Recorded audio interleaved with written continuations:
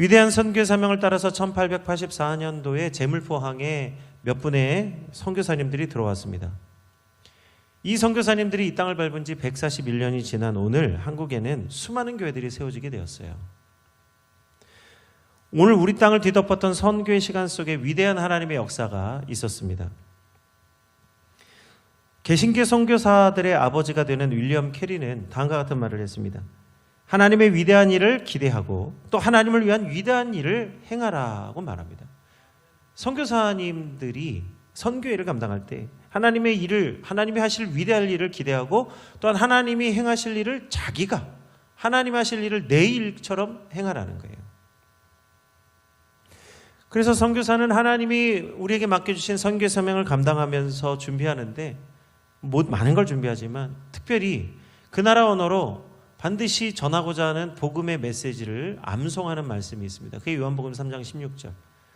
그 나라 언어로, 다른 모든 성경은 암송을 못해도 그 나라 언어로 암송할 수 있는 암송을 준비하는 말씀이 요한복음 3장 16절인데, 하나님이 세상을 이처럼 사랑하사 독생자를 주셨으니 이는 그를 믿는 자마다 멸망하지 않고 영생을 얻게 하려 하심이라. 이 말씀을요, 그 자기가 가는 그 선교지, 그 나라의 언어로 반드시 암송하고 간다는 거예요. 그러나 오늘 선교사님들에게 있어서 큰 도전은 무엇이냐? 복음을 알지 못하는 사람들에게 복음을 전하는 것도 중요하지만 자신이 먼저 복음을 알지 못하는 그 곳에 가서 선교 현장에서 복음으로 살고 있느냐? 바로 자신이 그 말씀 앞에서 그 삶을 살고 있느냐에 큰 도전을 받는다는 겁니다. 20세기 위대한 선교 신학자였던 호켄다이크라고 하는 학자가 있는데요. 그는 흩어지는 교회라고 하는 선교적 개념을 말했어요. 무슨 얘기냐면 오늘날 많은 교회들이 주일날 하루 모여 얼마나 많은 성도들이 교회에 모이는지에 대해서 관심이 많지만 사실은 세상에 흩어져서 6일 동안 우리 성도들이 세상에서 얼마나 복음으로 살아가는지에 대해서도 관심을 가져야 된다. 흩어지는 교회라는 말이에요. 모이기에 힘쓰는 것 같이 흩어질 때에도 각자가 선교 사명을 감당하는 성도가 되어야 된다, 이 말입니다. 그래서 세상이 교회를 위해서 존재하는 게 아니고 교회가 세상을 위해서 존재하는 거예요. 복음으로 세상을 섬기는 성도들이 바로 하나님의 사명을 감당하는 선교적 삶을 사는 성도들이라는 거예요. 그러한 성도들이 아름다운 사귐이 오늘 교회, 오늘 우리 주일에 예배로 모이는 우리 성도들의 아름다운 사귐이요, 아름다운 교제라는 거예요. 성도의 사귐을 통해서 교통교제 충만하게 하시는 성령의 역사를 우리가 경험하고 성령 충만함으로 다시 세상에 나가서 하나님의 사명을 감당하는 성도로 사는 것이다. 흩어지는 교회예요. 흩어지는 교회란 것, 선교적 사명을 가지고 감당하는 교회라는 말입니다. 그래서 예수님이 먼저 흩어지기 전에 먼저 너희는 예루살렘을 떠나지 말고 모여서 기도하라고 말씀하셨어요. 사도행전 1장 4절에서 5절의 말씀입니다. 사도와 함께 모이사 그들에게 분부하여 이르시되 예루살렘을 떠나지 말고 내게서 들은 바 아버지께서 약속하신 것을 기다리라. 요한은 물로 세례를 베풀었으나 너희는 몇 날이 못되어 성령으로 세례를 받으리라 하셨느니라. 아멘. 구약시대에 하나님은 선지자들에게, 몇몇 선지자들에게 하나님의 영, 성령을 선물로 보내주셨습니다. 그러나 오늘 예수 그리스도가 이 땅에 오셔서 예수님을 믿는 모든 자들에게, 이건 요엘서에서는 이제 마지막 때, 말세라고 말하는데, 예수님이 오신 때에 모든 사람에게 하나님의 영을 부어주시겠다고 약속하여 주셨어요. 요엘서 2장 28절의 말씀입니다. 그런데 예수님이 계시는 동안에 제자들은 성령 충만함을 받지를 못했습니다. 이유가 뭐냐? 그 이유는 요한복음 7장 38절에서 39절의 말씀에 나옵니다. 나를 믿는 자는 성경의 이름과 같이 그 배에서 생수의 강이 흘러나오리라 하시니 이는 그를 믿는 자들이 받을 성령을 가리켜 말씀하신 것이라. 예수께서 아직 영광을 받지 아니하셨으므로 성령이 아직 그들에게 계시지 아니하시더라. 낮 동안에는 제자들이 낮에 일을 행한다고 말씀하셨어요. 그러나 이제 예수님이 부활의 영광을 이제 받으시고 이제 하나님의 보좌 앞으로 나아가시게 되면 바로 그때에 주께서 약속하신 성령을 너에게 부어주시겠다고 말씀하신 겁니다. 그래서 예수님이 말씀하신데도 예수님이 이제 함께하지 못하는 제자들이 그들이 이제 모여서 오로지 성령의 충만하심을 위해서 성령 세례를 받기 위해서 밤낮 없이 기도합니다. 그리고 그들이 몇 날이 몇 대여라고 하는데 몇 날이 몇 대여라고 하는 이 몇 날이 40일이죠. 이 40일 동안 함께 기도할 때에 오순절에 임하신 성령의 권능으로 복음을 담대히 전하는 사도들이 되었습니다. 성령 충만함은 복음 전파, 말씀 충만이에요. 말씀이 선포되어지고 말씀을 증거하는 사람이 되는 겁니다. 그래서 성령 충만은 곧 말씀 충만이에요. 우리가 말씀을 암송하고 주의 말씀을 즐거워할 때 성령께서 그 말씀을 가르쳐 주시고 그 말씀으로 살아갈 수 있는 능력을 주시는 거예요. 권능을 입는 거예요.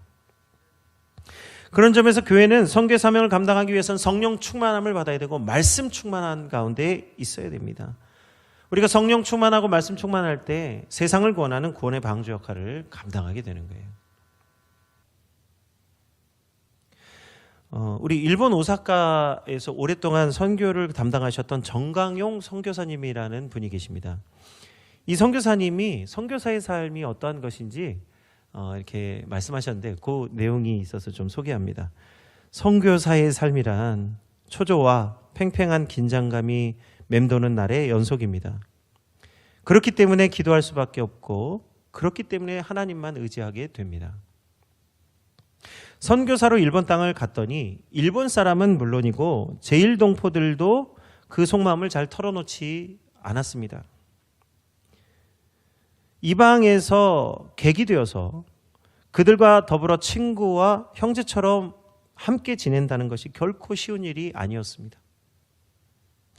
때로는 문화의 차이로 인해서 몇 갑절이나 되는 정성을 쏟고 그들을 섬기는 마음으로 인내할 때가 한두 번이 아니었습니다.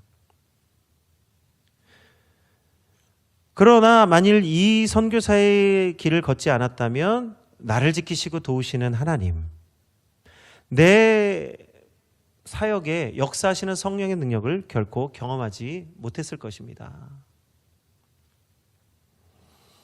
이 선교사의 삶에 대해서 말씀하셨어요. 그리고 이 정강영 선교사님이 겪었던 그 일화를 소개하셨어요. 그 일본의 모든 종교는 모두 교회라는 이름을 가지고 있습니다. 우리는 이제 교회는 우리 기독교만 이렇게 쓰잖아요. 근데 일본은요, 모든 종교를 가진 사람들이 다 교회라고 한다는 거예요. 교회라고 하는 뜻을 종교와 신앙을 같이 나누는 조직으로 보기 때문입니다. 그래서 세계에서 우상이 가장 많은 나라가 일본일지도 모릅니다. 일본 문무성에 등록된 종교단체가 약 25만 개가 되는데 이 25만 개의 종교 중에는 평생 듣도 보도 못한 종교가, 희한한 종교가 들어있습니다. 일본인들에게 기독교도 이 25만 개의 종교 중 하나일 뿐입니다. 이게 믿지 않는 사람들에게는 기독교가 25만 개의 신 중에 하나인데요. 일본의 기독교인들에게는 그렇지 않습니다. 일본의 기독교인들은요, 그들이 예수님을 믿는다고 고백하고 세례를 받는 그 순간부터 철저히 예수 그리스도예요. 기독이에요. 예수님만 믿는 사람이 돼요. 그래서 철저히 사회적으로 배척받고 무시당하는 사람이 됩니다. 일본 사람이 가장 두려워하는 게 뭔지 아세요? 그 일본 사회 속에서 떨어져 나오는 거예요. 마치 유대인에게 출교당하는 것을 두려워하는 자들처럼 일본인들도 그 자신들의 그 공동체 속에서 떨어지는 것을 가장 두려워하는 사람들이에요. 그런데 기독교인으로 산다는 것은 일본인들의 그 속에서 떨어져 나온다는 거예요. 그런데 그들은 그러한 불이익을 담당하면서 신앙생활하는 거예요.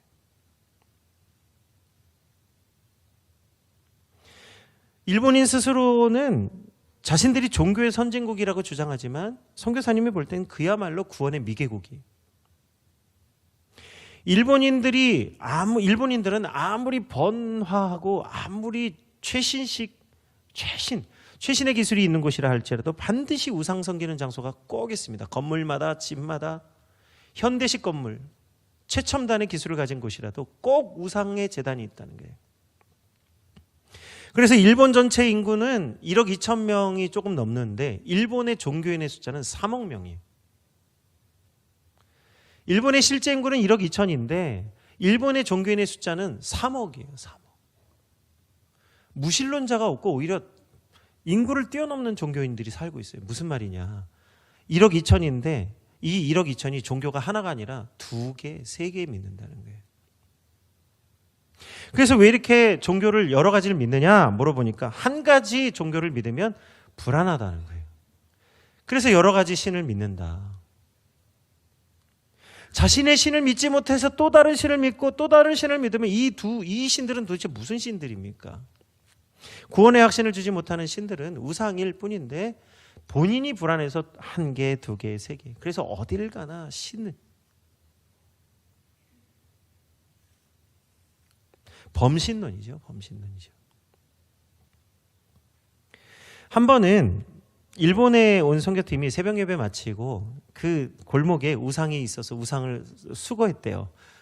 막 우상을 막 담아가지고 버렸나 봐요. 일본의 우상은 생각보다 작습니다. 드라빔 같이 조그매요. 그 다음날 갔더니 그 다음날 이제 지나갔더니 거기 그 우상을 완전히 그 치운 곳에 새로운 우상이 더 잘 질서정연하게 딱 놓여 있다는 거예요. 이거 봐라. 그래서 또 막 버렸대요. 선교팀이 한 거예요. 그랬더니 그 다음날은 더 잘 세워놓고는 거기 사람이 지키고 서 있더라는 거예요. 누가 이런 일을 하냐. 우상을, 눈에 보이는 우상을 의지하고 매달리는 것이죠. 그 가운데 이 선교사님에게 일본인인 리츠코 성도라는 사람이 스스로 교회를 찾아온 성도가 있었습니다. 이 리츠코는 어려서부터 천리교라고 하는 종교에 심취했었는데 어느 날 크게 실망하고 스스로 예수님을 믿고 교회에 나오게 됐어요. 이 일본의 천리교라고 하는 이 종교가 있는 도시가 있는데 이 천리시라는 도시가 있어요. 천리시는 이 선교사님 말이고 이게 이제 정식 명칭은 텐리시더라고요.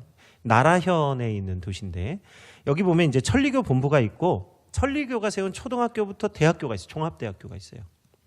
그리고 이 도시의 야구팀은 매우 유명해서 경기에 나오면 TV에서 중계할 정도로 아주 유명한 도시라고 합니다. 그런데 이 리츠코 성도가 천리교에 실망하고 이 선교사님을 찾아온 거예요. 그래서 그 이유가 뭐냐 물어보니까 이 천리교는요 오랫동안 신앙생활한 성도들에게만 그들이 뭘 믿고 있는지 보여준다고 해요. 그러니까 웬만한 사람들에게 안 보여준다는 거예요. 이 리츠코가 어려서부터 이제 아주 독실했기 때문에 보여준 거예요. 네가 믿는 신이 무엇인지 보여줄게 하고 보여줬는데 그동안 그렇게 화려한 장식장을 향해서 기도했던 리츠코가 이 장식장 뒤에 있는 그 천리교의 신이 무엇인지 들여다봤는데 봤더니 하얀 백사가 놓여져 있더라는 거예요. 물론 죽은 거죠. 자신이 오랫동안 믿고 자신을 지켜줄 거라고 믿었던 신이 뱀이라는 사실에 충격을 받고는 올해도 뱀의 해지만요. 이 뱀이라는 사실에 충격을 받고 이건 아니다. 이 예수님을 믿으러 왔다는 거예요. 진짜 구원을 갈망하고 진짜 이 영적인 것을 추구하는 사람들은 반드시 예수님을 만나게 됩니다. 신령한 은사를 사모하는 사람들은 반드시 예수 그리스도를 만나게 돼 있어요. 목마른 사슴이 시냇물을 찾듯 갈급한 영혼이 예수님을 만나게 됩니다. 인도의 선교사였던 레슬리 뉴기비는 힌두교 친구가 있었어요. 그는 35년 동안 인도에서 복음을 전파했는데 수많은 사람들을 만났는데 그 가운데 힌두교 아주 뛰어난 힌두교 친구가 하나 있었어요. 그런데 레슬리 뉴비긴이 이 이방인 친구로부터 복음의 진리에 대해서 듣게 되었습니다. 그 이방인 친구가 하는 말입니다. 나는 당신네 선교사들이 왜 우리 인도 사람들에게 성경을 종교 서적이라고 소개하는지 잘 모르겠다. 내가 볼 때 성경은 종교 서적이 아니다. 이 종교 서적이라고 한다면 이미 인도 땅에 수만이 넘쳐나기 때문에 굳이 성경을 종교 서적으로 보탤 필요가 없다. 그러나 내가 볼 때 성경이라고 하는 책은 당신들이 전파하는 성경이라고 하는 책은 우주의 역사, 창조의 역사, 인류의 역사를 알려주는 책이다. 그 역사 속에서 그 하나님의 은혜로 살아가는 사람이 무슨 일을 하는지를 알려주는 책은 성경밖에 나는 보지 못했다. 그러니 세상의 모든 종교 문헌 속에서 발견할 수 없는 이 성경을 무엇과도 비교할 수 없는 책이라고 나는 생각한다. 이 사람이 종교인인데 종교서적에 심취해서 구원과 진리를 발견하려고 했지만 세상 어디에서도 이 구원과 진리를 발견을 못했는데 성경 속에서 봤다는 거예요. 네슬리 누기비는 이 이방인 친구의 말을 다음과 같이 설명합니다. 성경은 우리의 삶을 외면하거나 역사 속에서 내가 하는 일이 무엇인지를 분명히 알게 하는 책이다. 내가 하는 일이 무엇인지 알지 못하거나 내가 하는 일이 무엇인지 피하게 하는 그런 책이 아니라 분명하게 하고 내가 하는 일이 무엇인지를 알게 하는 책이라는 거예요. 그래서 오히려 성경은 창조에서부터 종말까지의 역사와 그 속에서 살아가는 우리들의 사명이 무엇인지를 말씀하는 책이다. 그래서 우리는 오직 성경을 통해서만 하나님을 알고 예수님을 믿고 성령 충만함을 받아서 하나님의 백성이 되게 하여 주신다. 이 레슬린 느기빈이 인도에서 35년간 선교사로 살다가 이제 은퇴해서 영국에 돌아오게 되었습니다. 35년 만에 돌아온 고국 땅을 와보니 그가 깜짝 놀랐는데 인도보다 영국이 훨씬 더 불신앙의 사회로 바뀌어져 있었어요. 자신이 인도가 이 하나님을 알지 못하는 땅이라 하여 35년 동안 선교를 감당하고 돌아왔더니 놀랍게도 35년 전에 영국이 사실 돌아보니 복음의 불모지가 되었다는 거예요. 그래서 선교사로 은퇴하고 인도 땅에서 35년간 사역하고 은퇴해서 영국에 왔는데 오히려 영국에서 더 선교사의 삶을 살게 되었습니다. 그는 죽을 때까지 선교의 사명이 무엇이고 오늘 교회들에게 허락하신 선교가 무엇인지를 가르치는 일을 했다는 거예요. 오늘 이 네슬리 누기빈의 삶을 보면서 우리가 깨닫는 것은 뭡니까? 우리 주님이 말씀하신 대로 성령의 권능을 받아 우리가 서야 하는 땅 끝이 어디냐? 바로 우리 여기라는 거예요. 우리가 있는 곳이 바로 선교지이고 이곳이 땅 끝이라는 거예요. 140년 전에 이 땅에 복음이 들어와서 복음의 놀라운 역사와 성령의 역사를 경험한 오늘 우리 대한민국인데 오늘 140년이 지나 다시 이 대한민국이 하나님의 위대한 선교의 현장이 되어져 있는 것이에요. 그래서 오늘 선교주의를 통해서 하나님은 우리에게 교회들에게 허락하신 위대한 복음 사명, 선교의 사명을 우리에게 다시 한번 새롭게 역사해 주실 줄 믿습니다. 이 선교의 사명, 교회 사명을 감당하려면 우리가 뭘 받아야 돼요? 성령의 권능을 받아요. 그래서 오늘 우리 선교주의를 통해서 우리 물론 지난주에 광고 드린 대로 우리 작정헌금을 드리긴 하지만요. 우리가 예물을 드림보다 내 마음을 드리고 내 삶을 하나님께 드려서 하나님의 위대한 복음과 선교의 사명에 동참하는 우리 성도들이 되실 때 분명히 하나님께서 우리 삶을 통해서 놀라운 복음의 역사를 이루어 주실 줄 믿습니다. 그래서 오늘 우리 6절로 오늘 본문의 말씀 6절로 8절의 말씀을 다시 한번 합독하도록 하겠습니다. 사도행전 1장 6절에서 8절입니다. 그들이 모였을 때에 예수께 여쭈어 이르되 주께서 이스라엘 나라를 회복하심이 이때니까 하니 이르시되 때와 시기는 아버지께서 자기의 권한에 두셨으니 너희가 알 바 아니요 오직 성령이 너희에게 임하시면 너희가 권능을 받고 예루살렘과 온 유대와 사마리아와 땅끝까지 이르러 내 증인이 되리라 하시니라. 아멘. 오늘 나를 통하여 일하실 하나님과 오늘 우리를 위하여 가장 좋은 선물이 되신 성령님을 우리에게 보내주실 때 우리가 함께 찬양하고 우리 이 사명 감당할 수 있도록 함께 기도하기를 원합니다.